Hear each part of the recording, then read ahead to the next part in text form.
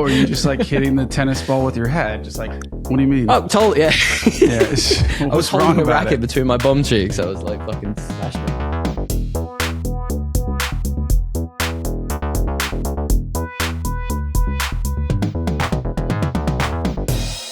Hello, and welcome back to another episode of Podcast Assemble, show where you come for your rambling geeky download. My name's Tommy, and I am delighted, as always, to be joined by my friend and co-host who is across the pond. It's our resident, washed-up Hollywood star of the pod, DL. How are you, mate? I'm pretty good, man. 80s forever, you know. Citizen. What is it called? What are his movies called? Cage. Oh, he has so many. Citizen Cage. Yeah. I love the puns, the many puns. Yeah, it's movie's not so much self-referential as like culturally not even culturally referential. What is it? It's like references pop culture a lot in the immediate last 2 decades. Like, I kind of like that. About I wonder this. if they have the rights to these things. Like, well, you know, like, ooh, I wonder if they're all just Warner Brothers.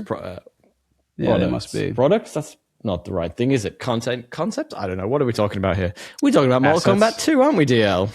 We are. Yeah, we are. Fortunately for I some, think we have differing opinions on this. I was actually quite excited to go and watch this film, funnily enough. So, like, I got a group of boys who all go to the cinema a fair amount, and I was messaging, and like all of them were like, "Yeah, I'm stoked for this." And I think it made me more stoked because they all wanted to see it. So I was like, "Yeah, the first one was pretty garbage. We talked about it maybe 5 years ago, but like I remember nothing about that film." Yeah, it was 2021. Can you believe that? It took him quite a bit. I mean, everybody looked pretty much the same though in the movie. Good old Hollywood. I mean, anti-aging. Yeah. Do you think they all have sons and they're just stealing their blood? Do you think that's what's happening in this? Yeah, maybe. Little Brian Armstrong. Was that his name? I don't know. That guy's a fucking weirdo. He's basically a vampire. Yeah, he is. He's quite weird. I'm down with him though. He'll help us.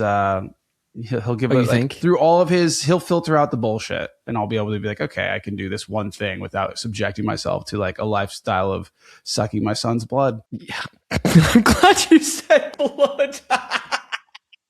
That's what he's doing. Oh man, you were so close to saying something very different then. No, I was not. That's your head in the gutter. It's very. He literally does blood rotation with his son. Yeah, I know. Based on what you're saying there, do you think he's doing like he's systematically going through all the things it could be to try and make him younger, and he's trying to see which ones work? Is that what he's doing? That's exactly what he's doing. Oh, that's so interesting. I didn't realize. I just thought he was just like... You thought he was just doing that for fun? Everything all at once. Yeah, I thought he was doing everything at once, just like fucking throwing shit at the wall, hoping something sticks. Well, I mean, yeah, but it's all like data driven, and like, so when something does have an effect, he like integrates it into his... And the funny part is like all of this stuff, and he's just like drinking a lot of olive oil. So the Greeks were always right. Oh, I mean, of course, that whole region, they all live to like 1,000. But like, what's his end game here? Like, to live forever. Does anybody really want that? I think a lot of people want that, mate. I think a lot of people want that. All the our tech overlords. Probably. Actually, that's probably very true. They probably all do. Our tech overlords definitely want it. We've been talking about this for way too long. They're like the golds of our modern world. They so are. They're just like except they're fucking way less cool.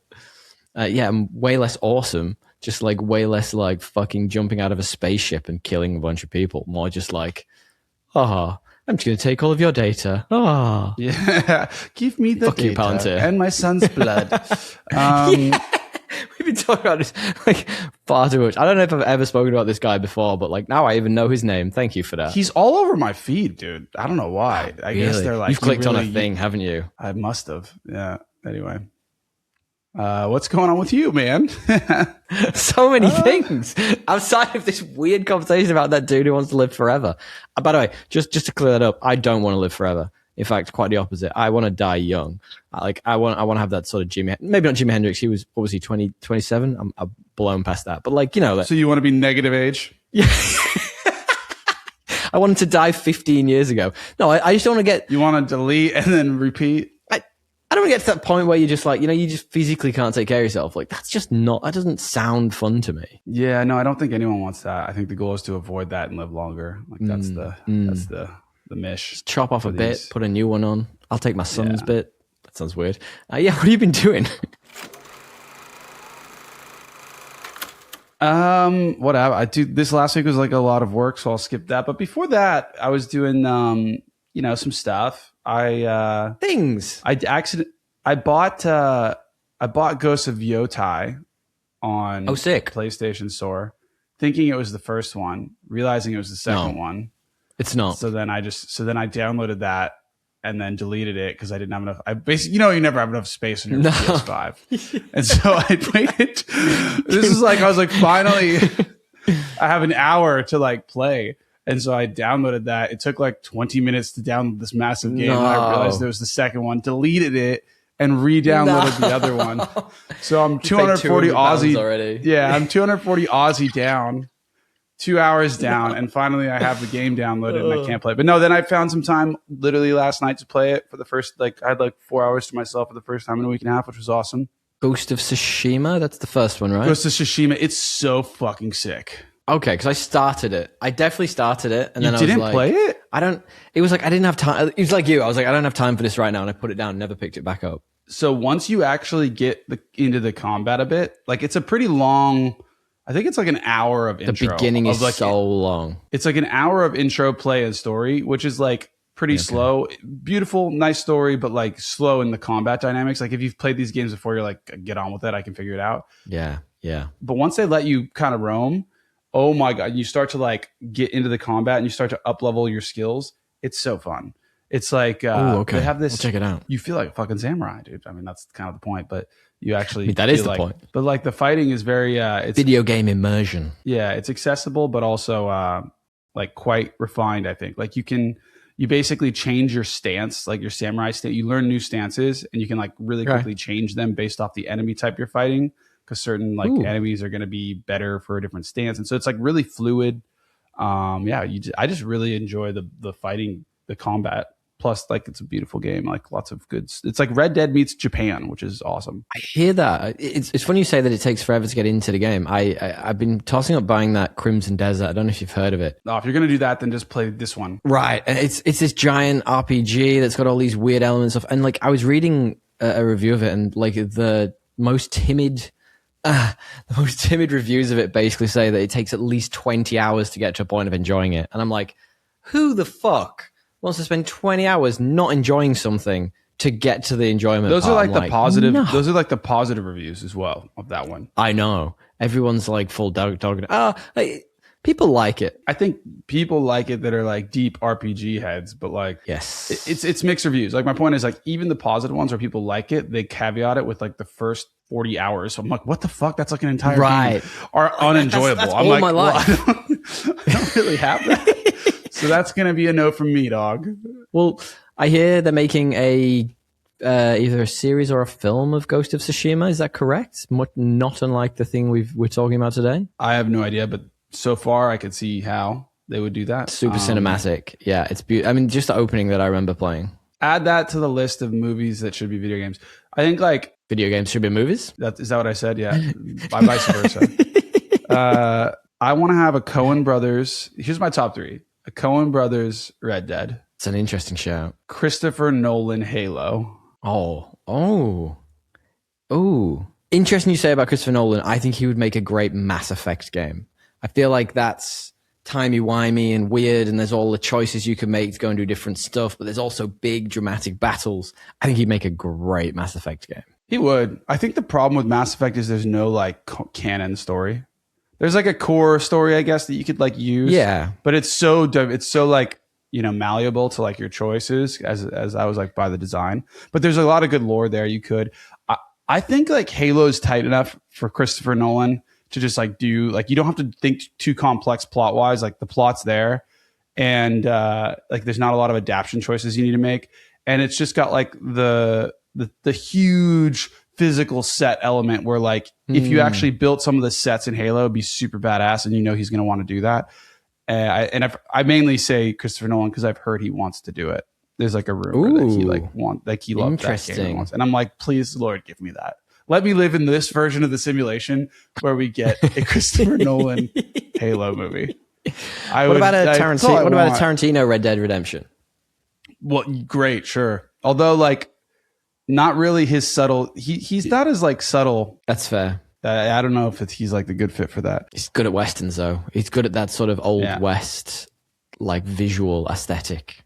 Yeah, for sure. Like the vintage visuals for sure, and cinematography. What video game then do you want Denis Villeneuve to make? He could do a Mass Effect game. He could do a Mass Effect game. He does scale really well, incredible. Yeah, in fact, and like, Halo, he'd do well at a Halo. I think the thing about Denis Villeneuve is like he's also like adaptation choice king. Like every adaptation choice he makes that's like tough is always the right one. You know, he's just good at that. Spot on. He must have either a really good eye for it or a really good agent who brings him the best like scripts and stuff. Like he gets it right too often. Some of it is like not even scripts though. It's like character. You know how there's all this like stuff about like gender changing and like, you know, you should, he's done it the right way where like the gender really didn't have anything to do with the character. And so it's like, why not? You know, why not change this character to a girl? Because it doesn't actually affect like the actual intent of the character.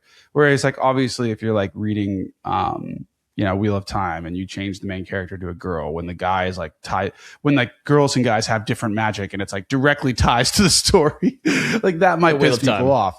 Yeah, you know, it's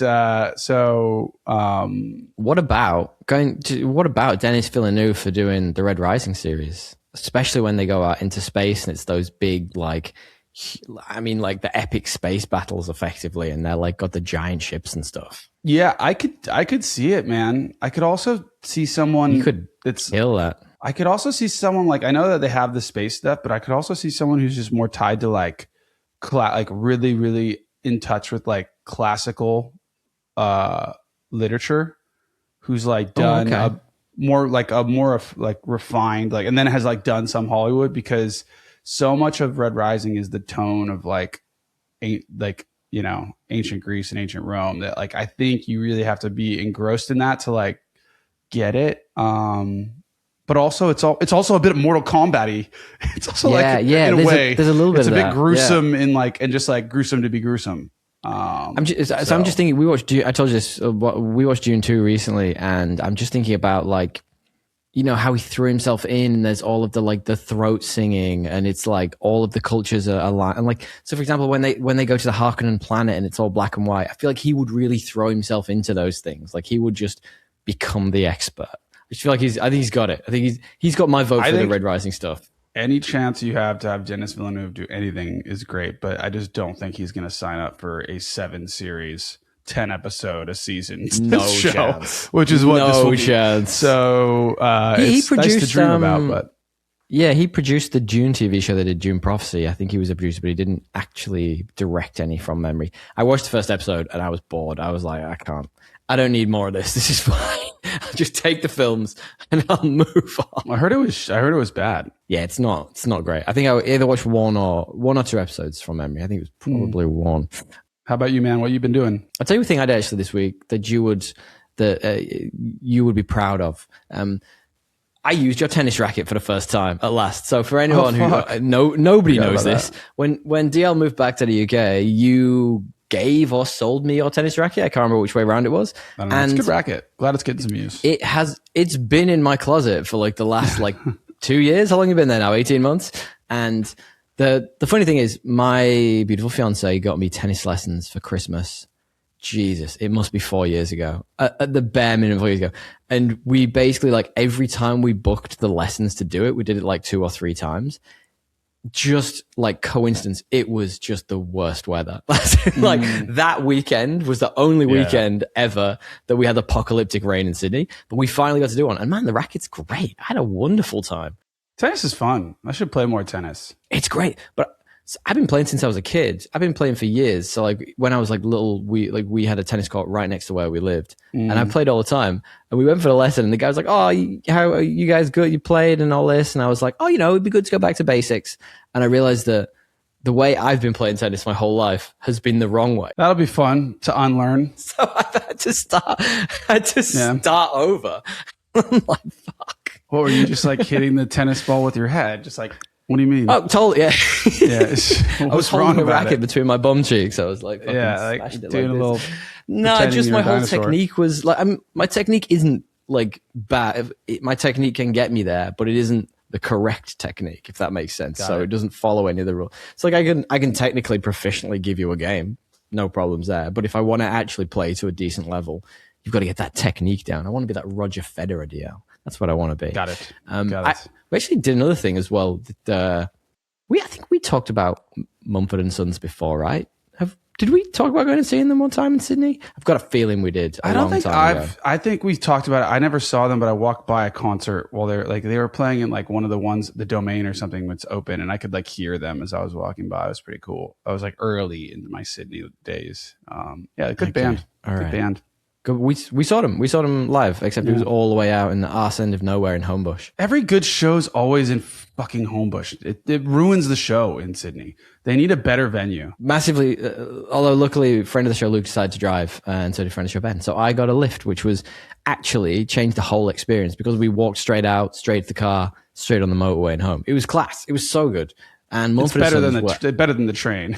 I've got one quick thing I want to talk to you about, which is sort of in your sphere, DL, that you might enjoy. There is a somewhat new Louis Theroux documentary. Have you heard about this? It's on the Manosphere. Have you heard about it? Maybe, vaguely. Is it on Netflix? Yes, it is. Yeah, I saw a thumbnail of it. Here's a brief synopsis for you, DL. The documentary explores the Manosphere, an online ecosystem of content creators advocating for hypermasculinity, red pill philosophy, and often controversial views on gender roles. Fascinating. Absolutely fascinating. I find the Manosphere stuff just like so interesting and weird and like such a counterpoint to like the whole culture that's going on of representation and diversity and inclusion. And it's just so baffling that they've managed to swindle so many people into buying into these schemes. It's crazy. It's mad. I don't understand how it's happened. It's a lot of dumb people on both sides that'll pay a lot of money for like their ideologue view of the world. Unfortunately, it's a product of algorithms. Yeah, really. But like, I remember not long ago, probably 3 or 4 years ago. God, that is long ago. 3 or 4 years ago, when Andrew Tate first started coming out, and like, you know, some of his videos were a little bit refreshing, and you were like, oh, okay, like here's a counterpult. You heard it here first. Point. Tommy likes Andrew Tate. Yeah, there you go. Got you. I'm on his. What's his university called? The Man University, or whatever it's called. I don't know. Yeah, that's what I'm on. I barely even know what this guy does, to be honest. He's always in the news. He doesn't do anything. He preys on stupid people. But I remember when that first came out, and everyone was like, "Oh, he's actively fighting back for masculinity," and then you realize he's just a really fucking bad dude who takes advantage of kids who sign up their parents' credit card to his digital university. You're like, what is happening here? So like that's super, super interesting. He actually meets a few prominent figures in that ecosystem, and it's interesting how they react to him. And you know, like I don't think they really know how to respond to some of his questions, and it eventually turns around that one of them tries to sort of, you know, get him, dupe him basically on a live stream. It's really very interesting. So if you have any interest in that, I suggest you go and check it out. It's good. Guys, if there's anything you recommend that we watched that we haven't talked about, hit us up. You can find us at Podcast Assemble or thepodcastassemble@gmail.com. You can find us everywhere. While you're down there, give us a 5-star review. Please, we love it if you would. It would be great for the show. It'd be great. Keep us going. Keep that algorithm ticking over. Give us a like and subscribe and all that stuff. You can also jump around, Timecodes in the description. I should have said this ages ago. I've totally forgotten to do all the things we do, DL. These are all the things. We haven't done this for a couple of weeks. I've totally forgotten it, which are supplied, as always, by the fantastic Ava Ramshaw. You can find her at www.avaramshaw.com. All the things, stuff and things, algorithm stuff. If you like us, give us a like. That'd be really, really nice. But what we will do, though, is, DL, I will ask you if you want to preface today's main topic. It's the main topic theme. Yeah, this week we did the sequel to a movie that came out 5 years ago. Like usually they just rip them out when they're successful. I don't know what delayed this one. I'm sure there's some reason. COVID, probably. Was it pre-COVID? The first one was like bang in the middle of COVID. It was like 2021, if you remember. I think we watched it at yours. I think we watched, because it was in the time of day and date stuff, if you remember, where everything would like come out direct to streaming, and it was a weird time for everybody. Anyway, it's Mortal Kombat 2. The enthusiasm is like dripping off you right now. Yeah, I don't know, man. It just wasn't. It didn't do it for me. But the movie follows the tournament of Mortal Kombat for the realms of. Look, at least it's a tournament this time. It's, there's like a fighting tournament of a kind where you die, except you don't. And sometimes you get brought back from the dead. And yeah, we've got like the worlds are like there's a world. The outer world is gonna beat Earth. They've lost 9 times, so this is the final time. Otherwise, their realm is kind of coming. And we've got Johnny Cage to save us, which like also is kind of unbelievable. Like that, there's no one else better than him to be this champion than this washed up movie star. Yeah. Who like doesn't look very limber when he's doing his moves. He looks like he could do a yoga class or 5. You know, bro.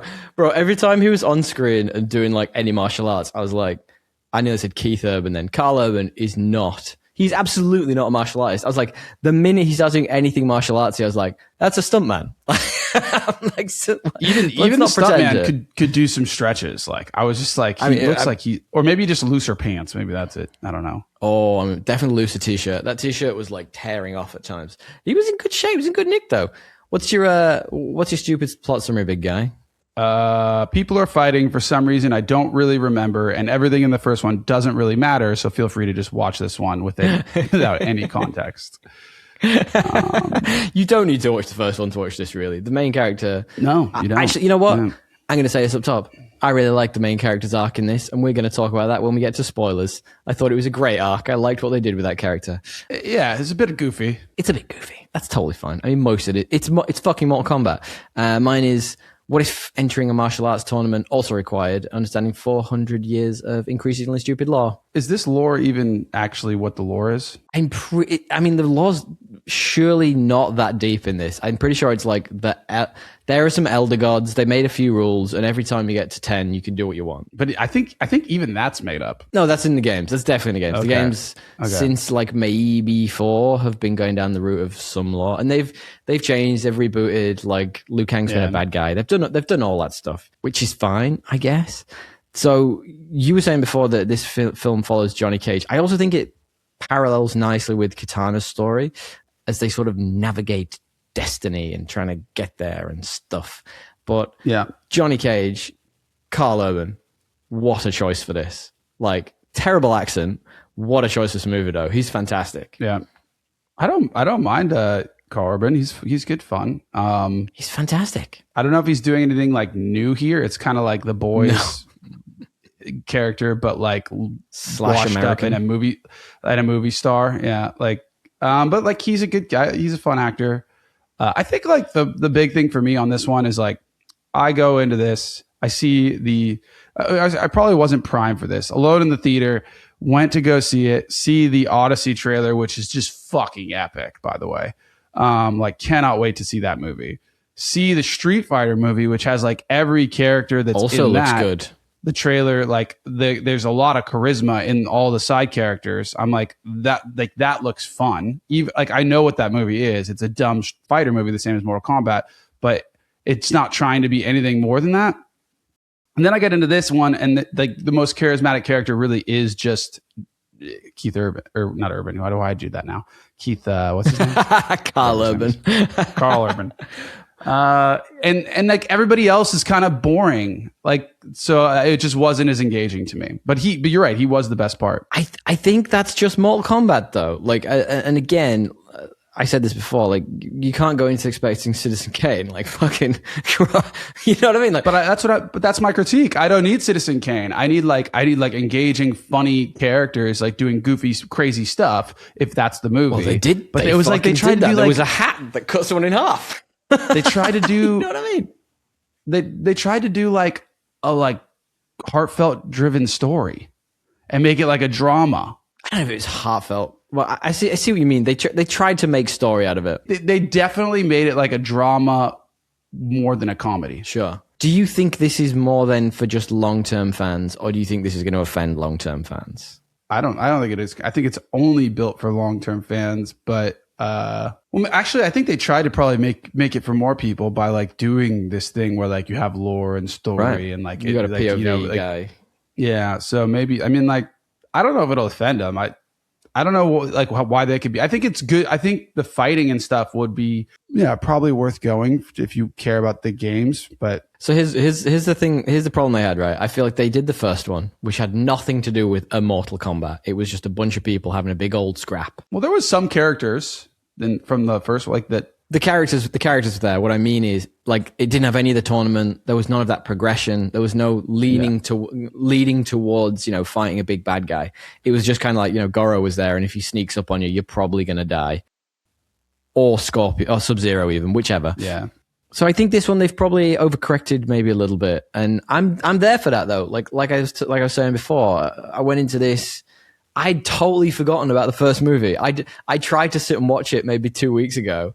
And my partner came in and was like, I can't be arsed watching this. Can we change it? And I was like, okay. So we changed it. So I came in with, I couldn't even remember who Cole was, like the main character from the last movie. I just vaguely remember he was like a made up character who, like, when he got hit, powered up. And that was his special power. And then that made me remember, like, oh, yeah, you have to learn your special power. And that was all I remembered. I do remember that was a studio mandate. And I found this out after we talked about this last time. So that was a studio mandate. They needed a non-Mortal Kombat character for the POV. They were basically told that's what you need to do. So I'm not terribly surprised at how they handled that character in this, because his role is very much, you know, like scaled back. And by the way, he was quite boring, so I'm not like opposed to that. So fucking boring. But that's a good question though, right? Like if he's the POV for this, then would he be your choice to then, if you were to replace everybody in this with Muppets but one character? Is that your choice, or would you choose someone else? It's a good question. I think you just got to keep Johnny Cage as like the same guy he is, but they're all Muppets around him. He's just in this. He's just like this washed up movie star in a Muppet movie. You know, like, that would be pretty funny. But also Johnny Cage as a Muppet would be pretty funny too. But I just can't think of who I would replace him with. Maybe there's a lot of very Thunder serious God characters. who's super like serious. Raiden, and everybody else is Muppet. I don't know. Shao Kahn could be quite fun. Which one's that again? The big bad guy in this. We haven't talked about that yet. The big bad guy. He should be more scary. Every time he fought, somebody he was just him, but he didn't die. Dude. Yeah, but he was a big dude. So basically, for context, the story of this, if there is really a story, it's they're doing a Mortal Kombat. Earth is about to lose its 10th tournament. So I got confused where it was like you had to win 5, but it's 5-on-5, and then it's like, but there's 10 tournaments. I was like, I'm too tired for this. I don't stop giving me numbers. And Shao Kahn effectively finds an amulet that can make him essentially invincible. So he's cheating. He's a big cheat. They always cheat in this, don't they? I think it's kind of dumb that they allowed him to cheat. Like, takes me out of it. Anyway. Fucking too right. I mean, go back to the one from 1995 or whatever. I don't remember that one, but I do remember liking it as a kid. We talked about it on this show many moons ago. Probably actually right before we did the Mortal Kombat episodes of 2021-ish. Go back and check out our audio episodes. We did. I'm sure we did. All right, here's another thing. Here's another question for you then. Do you, like, obviously you as a critical thinker and as an adult probably find this a little dull, if I may be so. What do you think 14-year-old you would have thought of this? Hard to say. I also think I saw it when I was like 7, so it was even less critical thinking. I mean, it was kind of just Mortal like Kombat cool. 2. Yeah. But my point is, like, 14-year-old me probably would have like watched it and thought whatever. I wasn't a huge Mortal Kombat fan, to be honest. Like, I just okay. Yeah, I played the game like a couple times, thought it was like, oh, that's kind of gross, and then I'm sure I would have enjoyed it. I'm sure I would have enjoyed it more, because I had lower expectations for like my time in movies. But I grew up playing like the arcade games. We talked about this recently on No Country. If you want to go and check out No Country for Old Films, we did an episode on the 1995 one. That's right, 1995. And so I grew up. So like as a kid, my dad was like, "You should learn martial arts." So I went and did that with my brother. And after we'd done martial arts, we would play Mortal Kombat on the arcade machine in the place we went to go. They had Mortal Kombat at your karate leisure center? Yes. Oh, it was in everything. It was like a swimming pool. It was like, you pick it. It was all fucking there. And then there was this upstairs. And so I used to love that. And it's like, the thing about this film is, it really just grabs onto those base instincts of like the things, the nostalgia effectively I have from it. Like, it's got your Scorpion, it's got your Sub-Zero back again, you know, like it's got all those things. And all it needed to really do for me was chuck in a silly character who could be the relatable POV, who isn't dull as fucking cold dishwater. And I was fine. Yeah. I was like, this is great. Yeah. And, you know, I quite like the angle of it being like a washed up movie star. Like obviously that is what Johnny Cage is, but it kind of lent into the Jean-Claude Van Damme-ness of it all, I felt, which I really liked, because even he's got a movie, I think it's called JVD, Jean-Claude Van Damme. I think it's I think it's just JCVD. I think that's what the movie's called, and it's literally it's a little bit like in the what's the one with Nick Cage, The Unbearable Weight of Massive Talent. It feels like that, except not funny or self-referential. He's just a washed-up movie star. But I like that about the Carl Urban character. It was great. He was definitely the best element of it. It was just more everything surrounding. So many tropes in the characters around him. And then the fact that, like, I don't know, I think you're going to make a video game movie about a story without a story, and then you like try and create lore and drama by just telling me about it. The lore's all from the games. The lore's all from the games. I think the way to make this movie is to like make it more about like making these characters really funny and like exciting, and like for like their backstory and casting really, really charismatic people in them. Rather than like, I don't know, somewhat like boring and tropey characters, and not creating and not creating this like princess trope drama story that I actually don't care about because I've never met her before. Like, you know, and it seems like that's what they're going to do with Street Fighter. So I'm more excited for it. Like I'm just using the comparison based off the trailer. Yeah, totally. If I go watch the Mortal Kombat trailer, I think I'll compare it to the Street Fighter trailer. I think I'd be more excited for Street Fighter because it just seems like it's going to be a big, like, what if you had wrestling level craziness in a movie? Whereas this is like a little bit of that with Keith, good old Keith. Carl. And, we like to call him Keith now. He's Keith. He's Keith Urban from now on. I agree. I 100% agree. I think if you look at the source material, right, like that's Mortal Kombat is historically, it is more gritty and real. Like it had real people in the original, whereas you would say Street Fighter is probably more cartoony and more like bombastic and wild, and that's totally fine. Yeah, that's totally fine. And you know what? Like I think actual Mortal Kombat fans will probably get way more out of this than the first one. Let's say that much, to be fair. Like that's good. The choreography was on point. The fighting was amazing. The costumes were great. I liked all the costuming. I thought that was all, you know, I liked the middle finger to the sunglasses. That was fucking brilliant too. So I think like outside of the core motivations of the characters and maybe it being a little dour, I think everything around that was, to me, it wasn't bad at all. And I can completely respect your position on this. Did you like, though, the fact they brought back Scorpion and Sub-Zero? I guess if I could vaguely remember like why they were fighting, sure. But it also just kind of felt like I like those characters. Like they're fun. Like the fight scenes were fun. Actually, they got kind of CGI at the end there. Yeah, they did. I hated that. I mean, I don't remember like who's dying and how are they dead if they're both dead. Like there was an element of like there's no cost here. Like, agreed. There's no risk. They're in hell or whatever. Yeah, I was just so that was kind of just whatever. To be honest, the best parts were when there was like actual stakes with good old Keith, Carl. Yeah, because like he was just so bad at fighting and like could die. Those were interesting, and same with like the blonde character. She was like, that was interesting because like that felt like actual stakes. Yeah, I feel like everyone on the bad guy side was just like kind of interchangeable a little bit, you know, like it didn't matter because they could just bring them back. And you're right, when they're fighting in hell, you're like, you're already in hell. Like, where are you gonna go? I don't really care. I really like the Kano character, who's Australia's own Josh Lawson, who's like he's awesome and hilarious. How could you tell he was Australian? Could you not guess? They pushed that a little bit too far. If I had one complaint about him, leaned into that, yeah.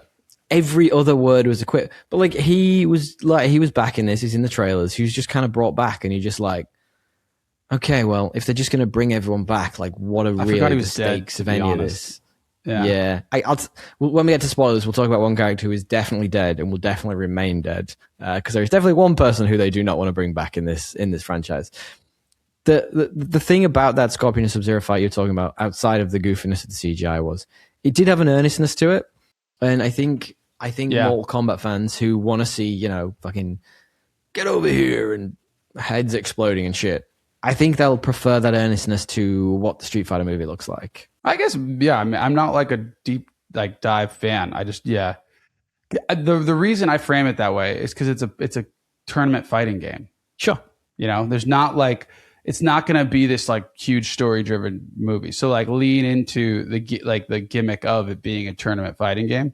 I do like the character arc that Johnny Cage goes on. It's like, that's pretty tight. I think I guess maybe what fell for me was like the parallel arc of what's her name? Katana. Oh, it's kind of like that. Yeah, that just like didn't really do much. It was pretty boring the entire time. I mean, I'm just looking at I'm looking at the characters here. Like, there are some people who I was like, so I thought Queen Sindel was kind of fine. She was just kind of there. The Baraka character was weird.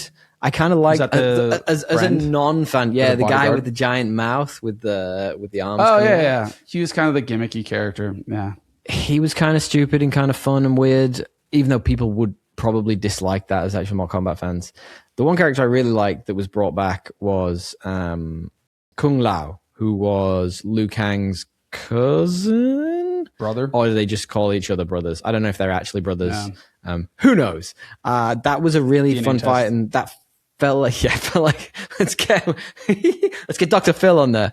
I feel like there was emotional stakes to that. You know, like the thing you were talking about before. Like the broader film didn't feel like it had emotional stakes. Like, whereas that kind of felt like it did, in my opinion. But maybe just me. No, I enjoyed that. That was also a cool fight. That one was like fun to watch. Liu Kang did feel a bit like he'd done all his powers. He was like, he'd kind of completed it at that point. He was like, completed it, mate. You know? Yeah. And he was like fully evolved. From minute one, he had his like little fiery thing he was doing. So it sounds like you didn't like the bad guy in this then, Shao Kahn. You thought he wasn't for you. He actually he was intimidating, but until he kept losing. Like me. Meaning like he didn't actually lose, but every time he like battled, like he should have lost. Oh, fair. Yeah. I can see that. He theoretically should have lost. Coulda, woulda, shoulda. Yeah. He has the weird little amulet thing, whatever. He's got his amulet. Yeah, you're right. God, I didn't think about it like that. So I just thought I stopped being intimidated by him. I was like, okay, he's not as scary as I thought he was. The dude who plays him is massive. I've totally forgot his name. I'll get it while we're talking. But like, and this is gonna sound like a nothing comment. It is played by Martin Ford. He wasn't ripped enough, and that sounds really stupid. But like, that Shao Kahn in the games is just like this yoked, massive dude, and I'm like, big ass dude. It's hard to get the two. Like, it's hard to get someone that big and like that broad and shredded at the same time. It's just not gonna happen. But I think coming back to what you're talking about with some of the sort of side characters, I'm in agreement with you. I felt like not many of them were memorable, and that's kind of like you play Mortal Kombat. You obviously want to see your favorite, and you want to see the one you play as. But people like Jade, Jax, I didn't have any, like desire to see again. I thought Raiden was a bit dull. They kind of Professor X'd him right at the beginning of the game. So like, not the people you were supposed to be like, carrying the movie aside from the main couple were a bit dull. Liu Kang was cool. The sorcerer guy was kind of interesting. He was just a bit flat. He was the sorcerer. Well, he's just like so one way. Until he's not. In the games, he turns bad. Okay, well, there you go. Okay. Who else was there? This is my point. Like, I just... That's what I'm saying. The sorcerer guy was interesting. I thought they were going to do something with him, like maybe betraying the main guy, but they Quan didn't. Chi. That's who you're talking about, right? Quan Chi. Like there was something there, and then nothing. I'm trying to think of like what else to say about the characters, and I guess the Aussie one was like quippy and funny, but Kano, yeah. Well, I mean, the thing, and final point, I think the thing so the very first movie, and you mentioned before you'd forgotten Scorpion and Sub-Zero's like any of their motivations. The first 20 minutes of the first movie is this amazing like backstory about them a couple hundred years ago, samurai world, yeah, right. And then and like one murders the other's family with ice, and then it's like a revenge like story. That was great, and then that should have been the whole fucking thing, and then that rolls into a Mortal Kombat. Whereas I'm like, who's this Cole guy again? What are we doing here? Yeah, lost a bit of the momentum. Lost a little bit of that momentum for me. Yeah, it did feel like they like threw you into a story while also restarting it. Yes, it was like a double started story. So weird. Yeah. I don't know if I dug it. But we should talk about how good the arc is for Johnny Cage, because like it is quite like well defined. Like even if it is 100% predictable, it's very well defined. Totally. Like I said before, I didn't expect it to be anything but a little bit predictable. Like I'm kind of okay with that in this film, as long as the choreography is good. You know, like I don't know. I really like that they brought back his punch in the nuts. I don't know why. I was like, I know it's like his signature move in the games, but I was like, I'm glad they did that. I'm glad that came back. But as sort of tropey and predictable as it felt in this context of this type of movie, which I'm sure there aren't that many, I didn't mind it. I had fun with it. I think he's just a very charismatic dude who, you know, played it up a lot, although his accent was shit. Like, I thought he was great. Yeah, he does have a bad American accent. No, not good. It's hard with the way he sounds normally. Well, I'm intrigued then. I was asking you before about who you think the fans of this are then. So what do you think the IMDb score is for this? I think it's like 73. IMDb is 7 right now. Bang on 7. So like 7. Yeah, whatever. 7.3. Better than average, I'd say. I'd say probably average for IMDb is like 6.3, 6.4, something like that. What do you think the Rotten Tomatoes is? That's what I meant with the 73. So we'll just stick to it. Okay. Yeah. 65. Fatality. Cool. Not quite hitting the highs. Not quite a, what do they call it? Perfect takedown or something. In the game. Flawless victory. Flawless victory. This is definitely not your film, is it? Perfect takedown. That doesn't sound I don't remember what it was. I knew it was wrong, but I knew I'd get you there. They didn't have that, to be fair. In the first one, they had one. They had a flawless victory when someone died. From memory, the one in the first one wasn't actually a flawless victory, though. It was just they beat the shit out of each other, then 1-1. Yeah, let's just use the words. Get over here. They said it. They did it. That's all I care about. Letterboxd, always 3.6, but never 3.6. What do you reckon? 3.4. It's 3.1. I'd say that's sort of low. It's about the way I feel about it. Yeah. Well, that's the question then. Like, if I were to ask you our question, which is this better or worse than the most average movie we know, which is Aquaman 2018? If you had to. Yeah, it's better than that, largely just because of Carl Urban's like performance. Keith. What am I saying? Keith.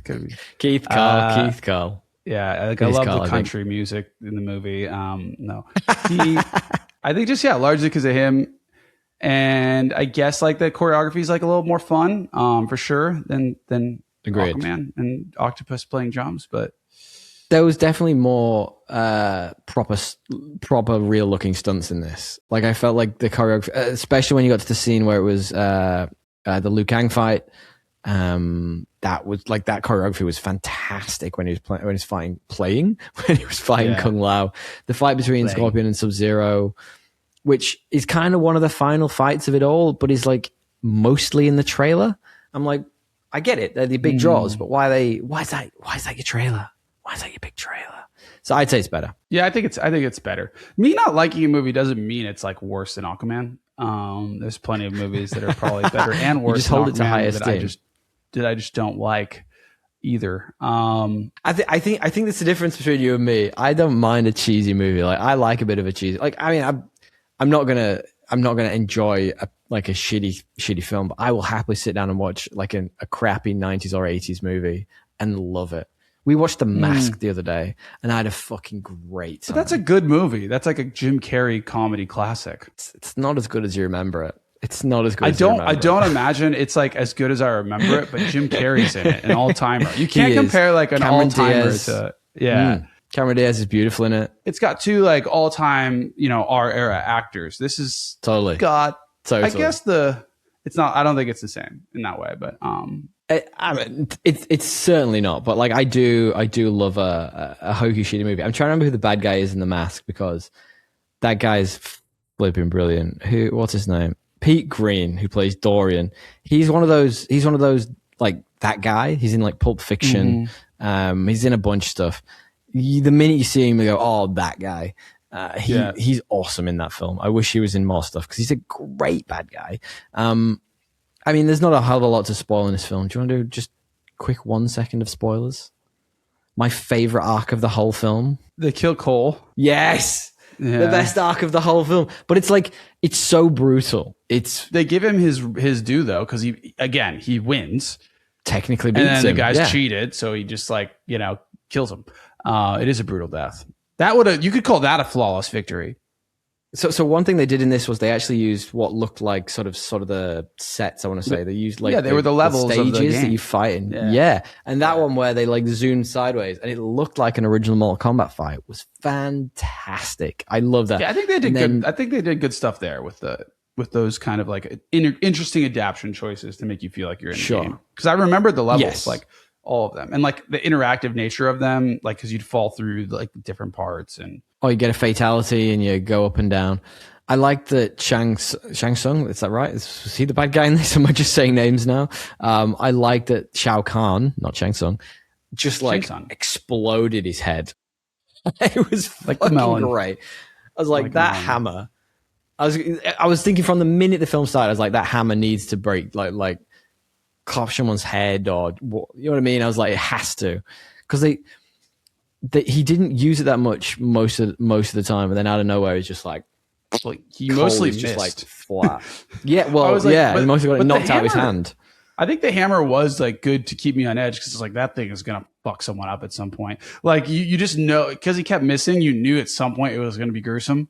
So it was very Oberyn Martell, just flat as a pancake. That is one of the gnarlier scenes in all of cinema. Anyway, I can love that. I love that scene. But it was very similar, as in he thought he was winning. He was about he'd stabbed him or whatever. He'd cut his throat, and he was you expected that Cole was going to win. Then out of nowhere, it's just I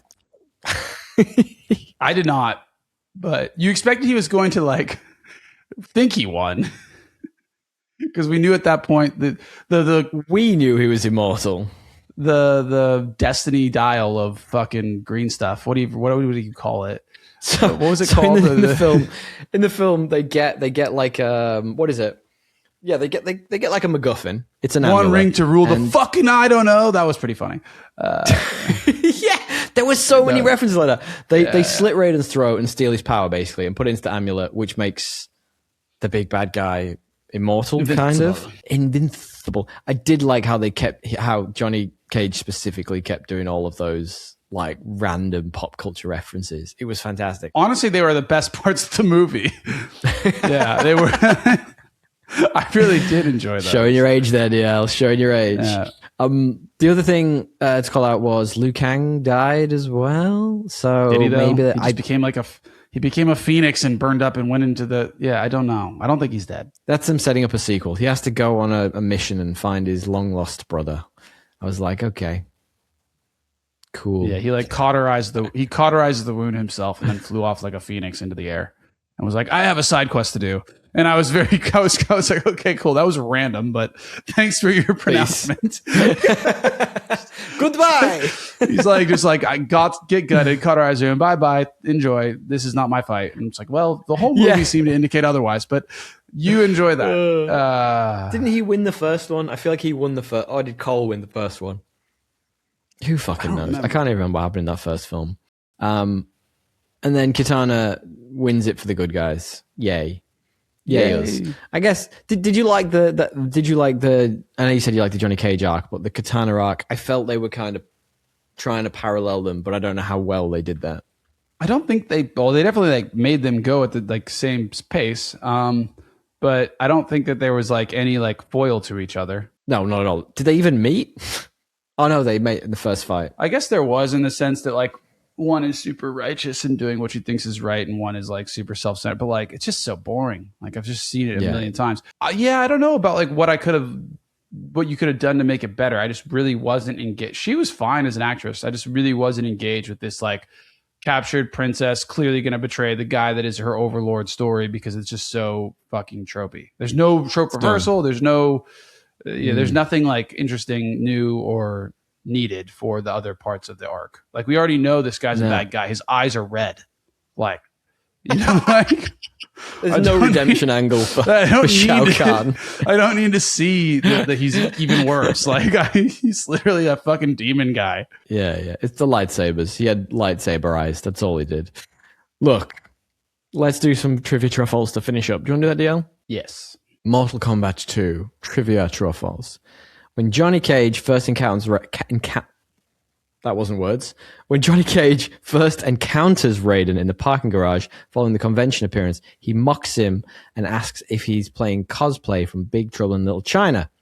In fact, Ed Boon, who's one of the creators of Mortal Kombat, based the original character of Raiden on that character. Is that true or is that false? That was so long, I'm going to say true. Based on him, but one of the inspirations for Raiden was that character. I got lost halfway through, to be honest. Yeah. Mortal Kombat, Big Trouble. True. Yeah, sure. Fuck it. Why not? I now know how to confuse you. Just make it long. Yes. Here's one for you then. Trivia, true, trivia, false deal. WWE superstar Seth Rollins, who actually had his role cut from Captain America Brave New Bird, openly expressed interest in playing Johnny Cage. But ultimately, the decision was to go with Keith Urban. Is that true or is that false? Brave New Bird. I think it's true. It's actually false. Cody Rhodes and The Miz both expressed interest in playing them. I know who those people are. I don't know if you do. Have you watched wrestling ever in your life? Isn't The Miz the guy in Street Fighter? No, Cody Rhodes is in Street Fighter. I'm pretty sure. Okay. No, I didn't know who they were, but I imagine they're in wrestling. I don't imagine their like physiques being that Johnny Cage physique. I feel like he needs to be just seems like just a regular dude who can fight. Do you know what I mean? Yeah.